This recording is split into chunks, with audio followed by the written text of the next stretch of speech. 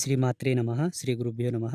ప్రతి ఒక్కరూ మొహరం వేడుకలకు బదులుగా, పీర్ల పండుగకు బదులుగా ఊరుకు తల్లి నాభిస్థానమైనటువంటి బొడ్రాయి దగ్గరికి వెళ్ళి, ఇంటింటి నుండి ఒక దీపం పెట్టుర్రి, ఇంటింటికో చెంబు నీళ్లు బొడ్రాయి మీద పోయిరి, పసుపు కుంకుమలేరి, ఇంటింటికో కాయ కొట్టుర్రి.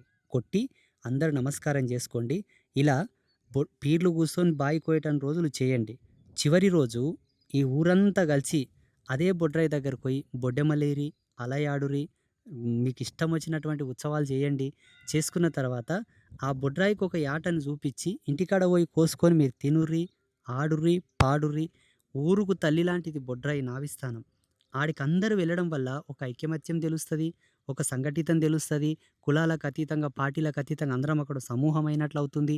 అలాగే ఆ బొడ్రాయికి నీళ్లు పోయడం వల్ల, దీపం పెట్టడం వల్ల, టెంకాయ కొట్టడం వల్ల ఊరుకుండేటటువంటి ఆయుష్షు పెరుగుతది. ఊరుకుండే కళాకర్షణ కూడా పెరుగుతది కాబట్టి ఇలా అవసరమైనటువంటి ఉత్సవాలు, పండగలు మీరు చేసుకోవాలి.